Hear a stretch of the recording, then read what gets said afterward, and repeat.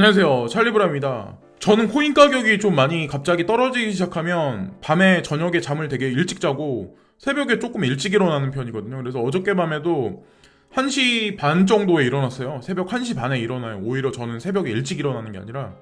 그래서 뭐 지금까지 뉴스도 보고 뭐 할 거 하고 뭐 이렇게 있다가 이제 영상을 만드는데 여기서 이제 얼마나 많이 까질지 얼마나 많이 많이 마이너스가 될지 모르겠지만 어쨌건 그런 거에 관해서는 이제 좀 이따 다시 이제 말씀드리고 뭐 뻔한 얘기긴 하지만 자, 일단 첫 번째로 이제 뭐 코인 가격도 가장 중요한데 사실은 전 세계에 요즘 들어서 이제 지진이 계속 많이 발생을 하고 있거든요. 특히 이제 미국 서부 쪽에서도 되게 많이 잦은 지진이 있는데 4월 4일 날도 지진이 있었고 4월 6일 날도 이제 지진이 있었어요. 한 번은 진도 4.9짜리 캘리포니아에서 있었고 진도 3.5짜리가 한 번 있었고 뭐 이건 아무것도 아니라 치고 4.9짜리는 좀 약간 여기서 조금 더 올라가면 사실 위험한 수준까지 올라가는 거죠. 근데 이런 것도 사실 우리가 좀 약간 위험하다는 생각을 되게 많이 해야 된다고 생각하거든요. 거기다가 브레고리 쪽에 측면하고 인접해 있는 여기 이제 아시아권이죠. 이제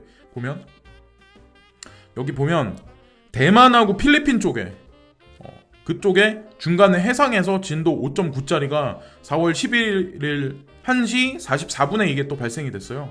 그래서 저는 그런 생각을 지속적으로 이제 계속 말씀드리는데 제 채널에서 이런 지진이란 어떤 이런 문제도 우리 생활에 5년에서 10년 안에는 분명히 하나의 빅 이슈로 자리 잡아서 부동산 투자에 이게 하나의 패러다임을 변곡점을 줄 거라는 생각을 하거든요. 그래서 고층 건물에 사시는 분들이 하여튼 뭐 그런 게 있을 수도 있다는 거죠. 어쨌건 미리미리 대비하고 준비하고 그런 지역을 좀 장기적으로 봤을 때 좀 약간 피하는 것도 제가 봤을 땐 나쁘지 않다 생각을 하거든요. 그래서 그걸 또 먼저 말씀드리고 여기 보시면은 그레이스케일 자산운용사가 2013년도에 이제 비트코인 트러스트를 런칭했을 때부터 2020년 미국 증권거래위원회의 비트코인 트러스트 상품에 관한 보고서를 주기적으로 이제 제출해 주는 것까지 인증받을 때까지 그 역사적인 어떤 히스토리가 있는데 이러나 저러나 코인 가격이 여기서 떨어지나 올라가나 이제 제가 바라보는 가장 주된 핵심 문제는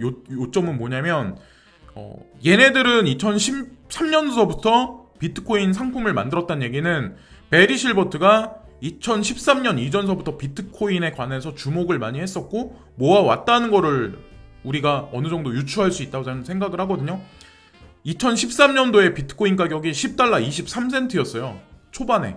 그리고 11월, 12월 쪽으로 가면서 이게 $100까지 넘었었거든요. 그러면 하나로 계산했을 때 12만 원밖에 안 해요. 우리 대중하고 가장 틀린 건 뭐냐면 우리 대중은 매스미디어에서 떠들고 신문에서 막 이렇게 TV에서 막 떠들고 이러면 가격이 올랐다는 걸 보고 우리는 덤비는 스타일이고 이런 그레이스케일 자산운용사 같은 데는 미래 비전이 어떻게 흘러갈 거라는 걸 알기 때문에 본인들이 투자 상품을 만들고 지속적으로 빌드업을 했다고 저는 생각을 하거든요.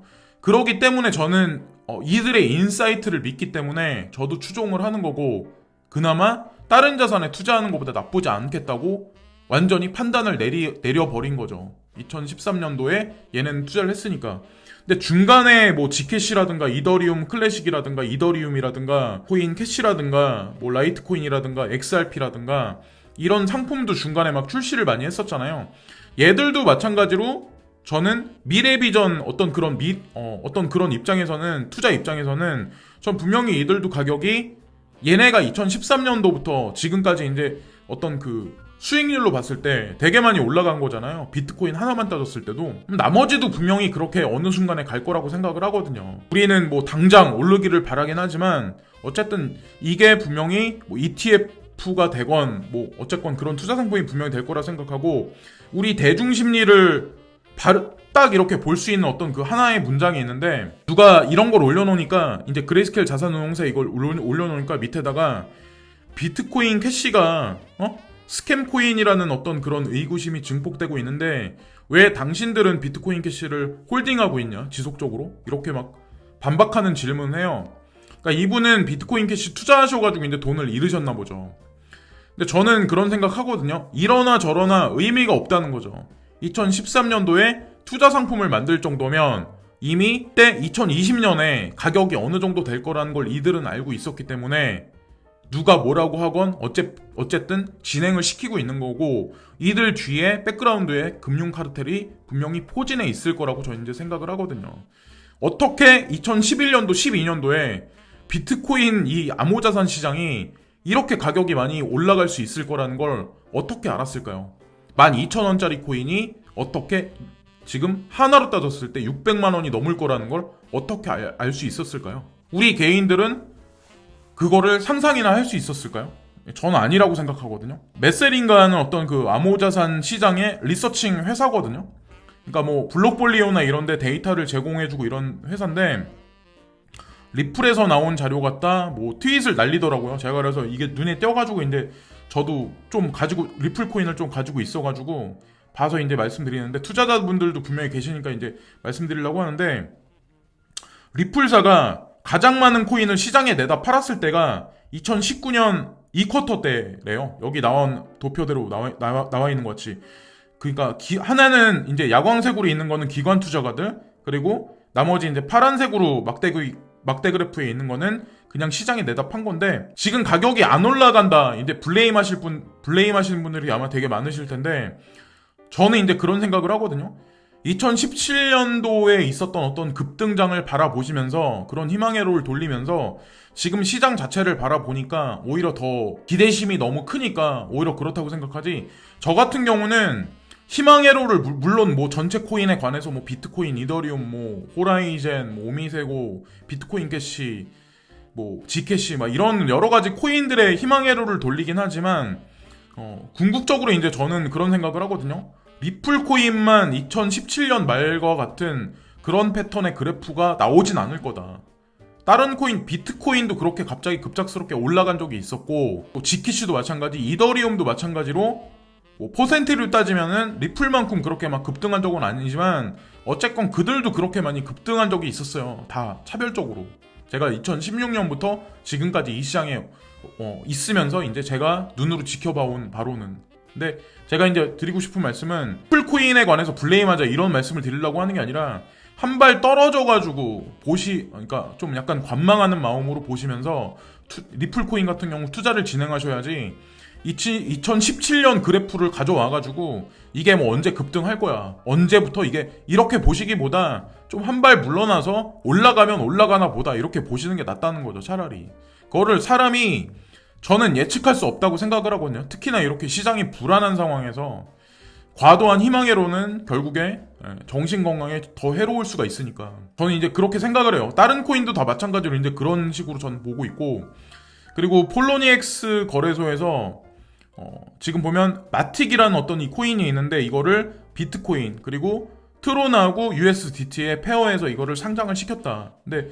일반적으로 코인 상장 뉴스로 펌핑을 기대심을 부추겨가지고 뭐 많은 대중들을 이끄는데, 사실은 뭐 무슨 코인이 언제 몇 시에 상장한다 이러면 그 기대심에 막 코인이 올라가는데 막상 상장을 하면 그때서부터 떡락할 가능성이 되게 높고, 이런 거를 이게 뭐 상장한다 이러면 보셔가지고 막 이게 달려 드시기보다는 조금 한 발 물러나서 상장된 이후에 한 일주일이나 한 어느 정도 이제 시간이 지나면 쭉 떨어져가지고 한 70% 정도 떨어질 가능성이 많아요. 그러니까 그런 거를 보시면서 움직이시는 것도 저는 나쁘지 않다고 생각해요. 트레이딩 관점에서는. 그리고 요즘에 들어서는 뭐 비트렉스가 됐건 뭐 OKEX가 됐건 업비트도 마찬가지고 코인 상장 심사가 상당히 까다로워졌을 거야 아마 예전보다는. 왜?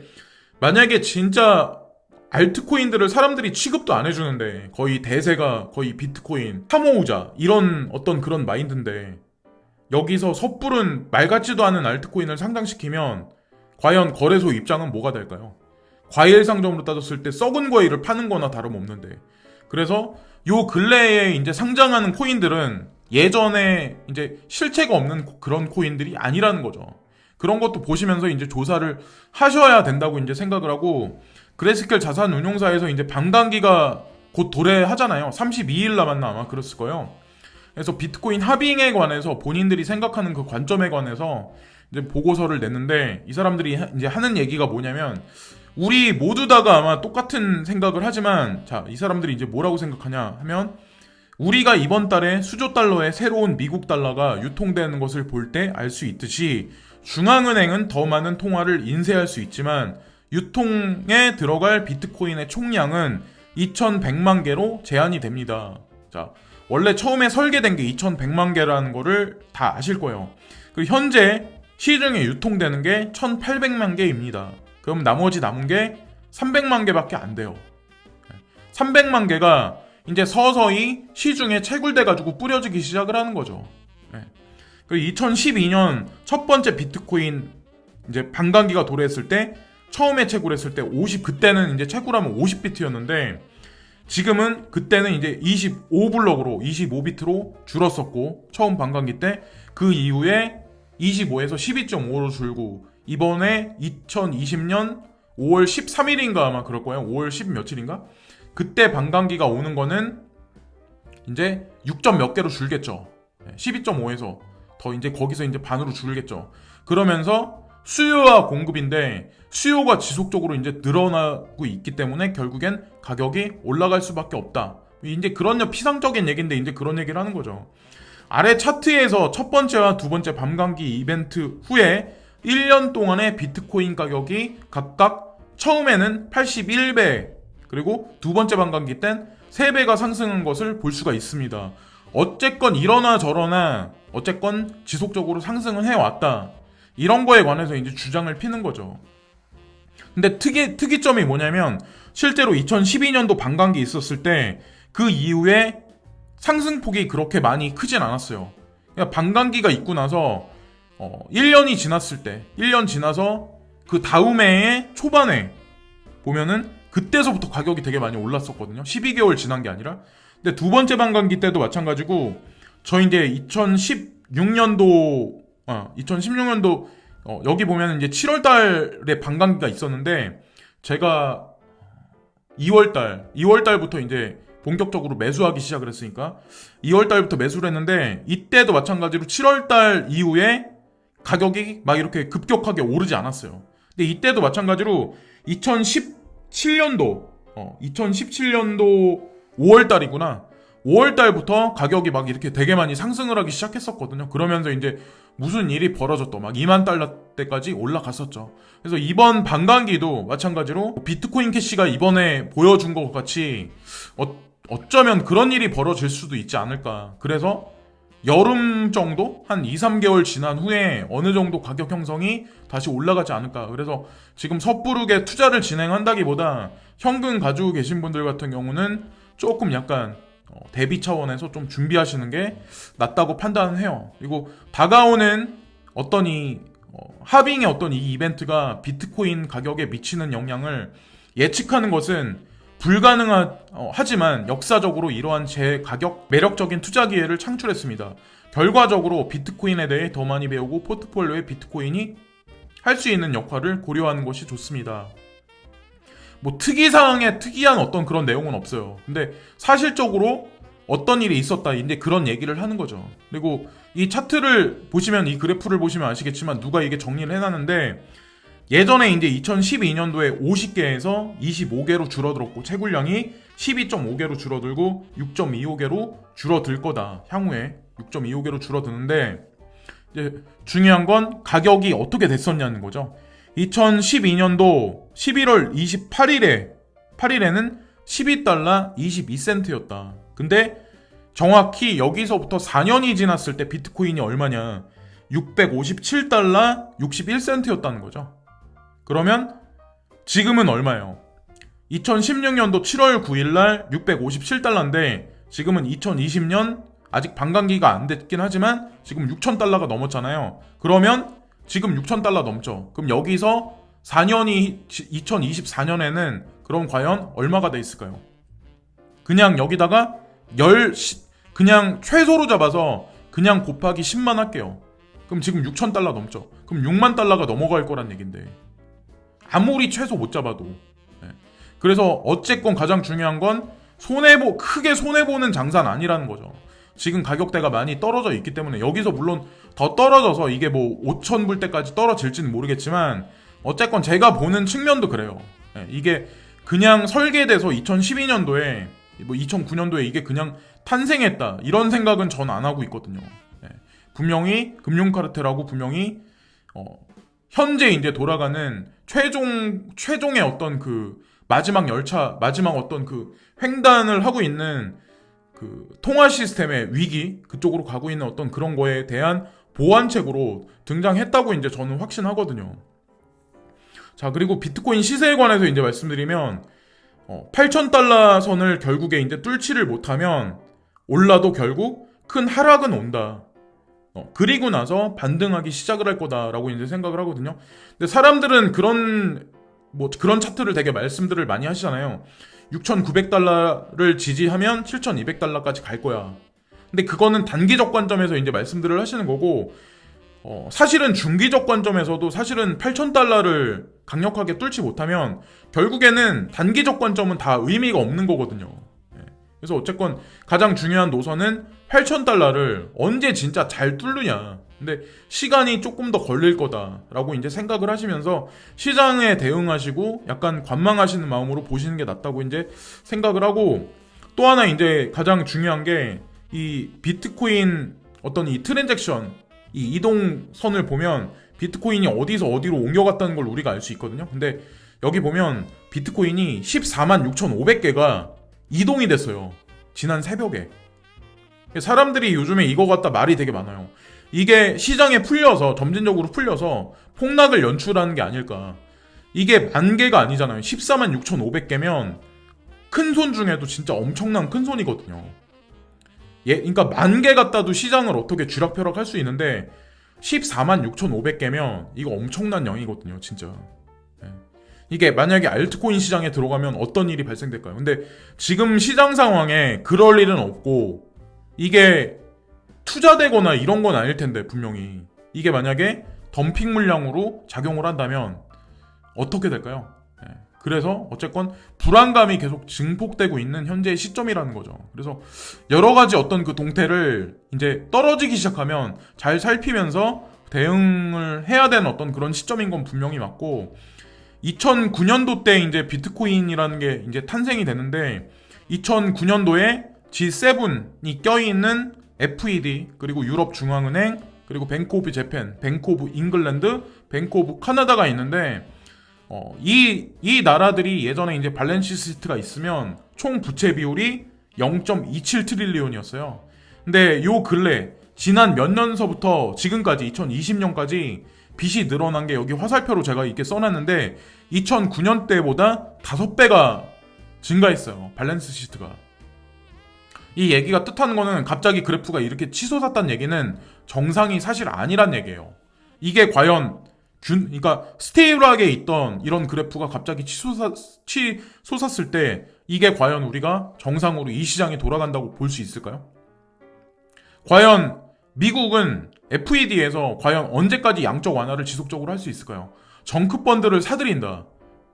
그냥 어떻게 보면 민주주의 시장 경제에서 있을 수 있는 일일까요? 사실 시장 경제의 논리를 완전히 배제시켜버린 건데, 어긋나버린 건데, 그건 사실 말이 안 되는 거거든요. 그러니까 언제까지 그게 지속될 수 있을까? 그걸 한번 우리가 생각을 해봐야 되고, 고로 저희 이제 그런 말씀을 드리는 거죠. 이런 걸 보여드리고 이제 제 논리를 피는 이유는 통화 시스템의 한계가 거의 다 왔다는 거죠. 그게 뭐 올해가 끝일 수도 있고 내년 어느 순간까지 갈 수 있지만 거의 종착점까지 거의 다 왔다고 보는 시각이 전문가들도 되게 많다는 거죠. 그래서 어떤 사람들은 뭐 금은을 추종하지만 뭐 저 같은 사람들, 그리고 여러분 같은 분들 같은 경우는 이제 암호자산 시장에 베팅하는 케이스고. 자, 그리고 코인에 관해서 건강도나 투자 지표로 이제 우리가 기준을 삼을 수 있는 게, 일반 인플루언서들한테도 여러분들이 많이 물어보시는데 그런 것보다 객관적인 빅데이터를 기준으로 해서 이들이 그 플립사이드 크립토는 평가를 매기거든요. 뭐 A, B, C, D 이런 식으로, A, B, C, D, E, F 뭐 이런 식으로. 근데 보면 저는 그래도 B까지는 나쁘지 않다고 생각을 하거든요. 5,000개나 있는 코인 중에 B까지면은 되게 괜찮은 점수를 맞은 거죠. 근데 이 점수는 계속해서 변하는데 4월 3일날 테조스가 755점으로 B에서 A로 승격돼요.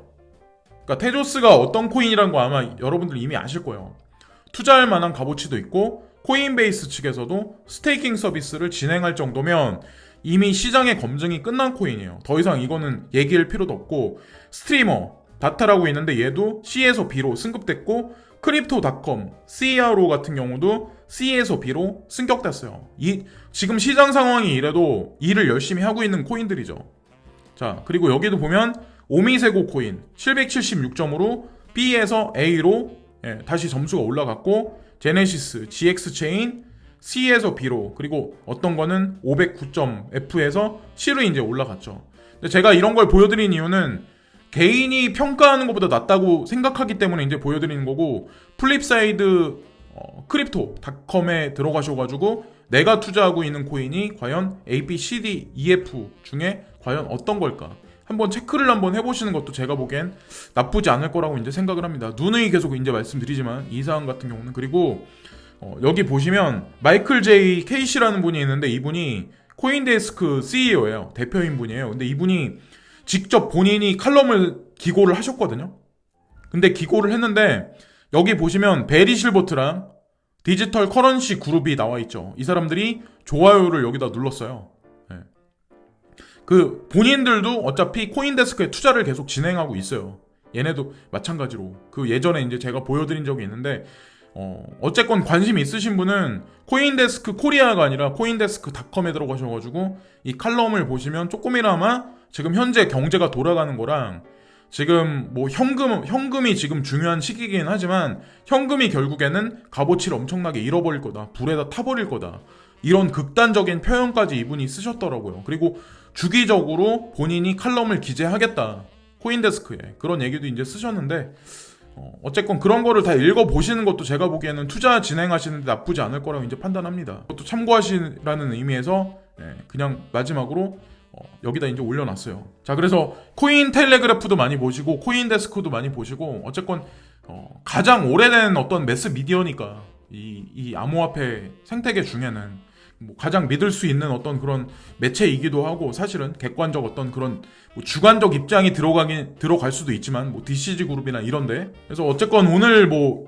제가 말씀드리는 거에서 가져가실 분량이 뭐 있으실지 없으실지 모르겠지만, 가장 중요한 어떤 그 근본 핵심은 뭐냐면, 현물 경제가 지금 여기서 얼마나 꺾이고 그 다음에 그 빈 공극을 이 디지털 커런시가 향후에 이제 각 국가가 찍어내는 CBDC가 어떤 방향으로 이제 나아가서 암호화폐 장세가 우리한테 어느 순간에 진짜 궁극적으로 주머니를 두둑하게 해줄지, 그런 거에 관해서 한번 잘 이렇게 각자 판단 내리시면 좋을 것 같아요. 이거는 제가 이제 말씀드리는 여러 가지 어떤 뭐 그레이스케일 자산 운용사에 관한 생각도 그렇고 다 개인적인 생각이지만, 각자 아마 다 입장이 틀리고 보시는 아마 그런 관점이 다 틀릴 거라고 생각합니다. 특히나 이렇게 코인 가격이 내려갈 때는 모두가 다 부정적일 수밖에 없거든요. 근데 가장 중요한 건 모두가 다 떨어진다고 얘기하고 패닉할 때, 그때 사실은 찬스가 사실은 나오기 시작을 하거든요. 어쨌건 코인 시장을 잘 예의주시해서 향후 다음 주 13일 전후로에서는 좀 많이 계속해서 지켜봐야 되지 않을까라는 생각을 합니다. 지금까지 찰리 브라운이었고, 오늘도 시청해주신 모든 분들께 진심으로 감사드리고요. 즐거운 주말들 되세요. 구독과 좋아요 끝으로 부탁드립니다. 오늘도 진심으로 감사해요, 여러분. 감사합니다.